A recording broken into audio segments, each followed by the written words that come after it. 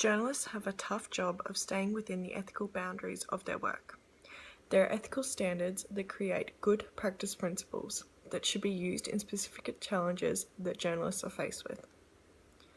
The Code of Ethics has been used historically, and variations of it are still used to this day to ensure that media don't cross particular boundaries when creating content.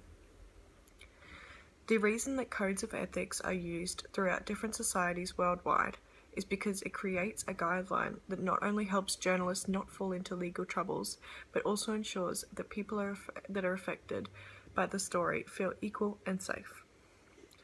Ethics also ensure that the media stay true to what makes a good story, and a good journalist for that matter.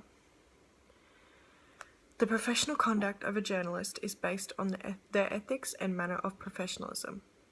Without ethics, journalists could no longer rely on public trust and would be labelled as misleading or horrible vultures who betray individuals just to gather information.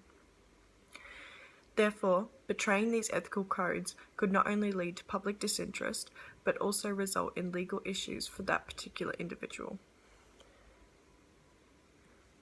Without the trust of the public, as shown in the Media Alliance Code of Ethics, journalists do not fulfill their responsibility and are therefore not properly doing their jobs.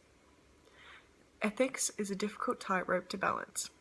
When the moral need to fulfill their responsibility as a journalist is on one hand, and the need to pursue the story for the public is on the other hand, journalists may sometimes fall into the grey zone of ethics.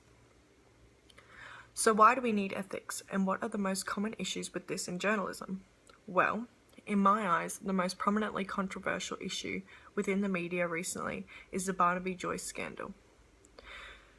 Barnaby Joyce, the former Deputy Prime Minister of Australia, has been plastered as the face of the media over the past few months with his relationship with former staffer and their soon-to-be baby. Did journalists go too far with the abundance of articles in relation to his private affairs, or was it of public interest to do so? Well, many of course enjoy reading the scandals of the well-known public figures in their daily magazine articles. But when it comes to an Australian politician, we can't seem to take our eyes off it. However, many also argue that the in-depth analysis of their relationship has invaded their privacy, and journalists have gone too far this time. 9.com posted an interesting article in relation to the great debate of whether journalists crossed the line by outing Barnaby Joyce. The political editor of 9.com said the Deputy Prime Minister's marriage breakdown and his affair with former staffer has been common knowledge in political and media circles for about 6 months now.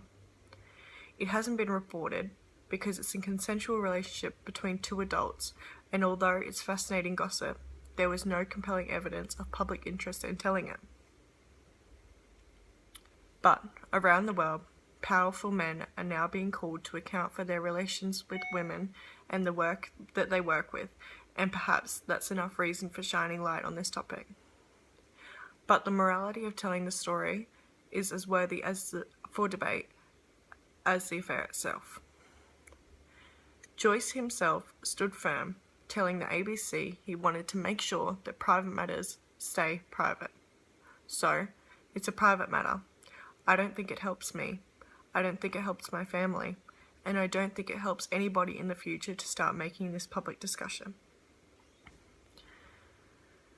Not everyone agrees with the story and the manner of which it was reported. The ethical standard of it certainly isn't black and white, with some arguing that it's a private matter. However, some are saying that for the politician who has publicly pitched his views multiple times about traditional family life, the public has a right to be let known when he contradicts his own belief. The ongoing debate for the political journalism of when politicians' personal life should be made public interest and when are ethical boundaries being crossed is certainly prominent within this topic. An article by The Guardian notes that journalists should not be peering into the windows of our politicians, and for that matter, the sex lives of them don't have much to offer this country. Reporter Gay Alcorn said that in the Guardian article, "I have respect for the long-standing Australian principles, murky principles, but still there. that unless an affair impacts how a politician conducts his or her work, or unless it indicates gross political hypocrisy, it's not to be reported. Privacy is certainly the ethical standard that is to be discussed within the Barnaby Joyce topic. The MEAA Journalism Code of Ethics states that one of the standards is to respect private grief and personal privacy. Journalists have the right to resist compulsion. But how is this standard supposed to be interpreted?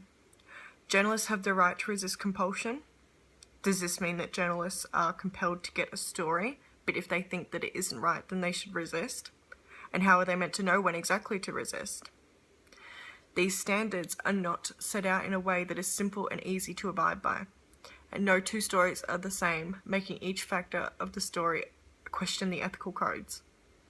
However, this topic is controversial in the sense that many people think an affair like this could sway Barnaby Joyce's choices as a politician, and his private life, although private, could affect his professionalism.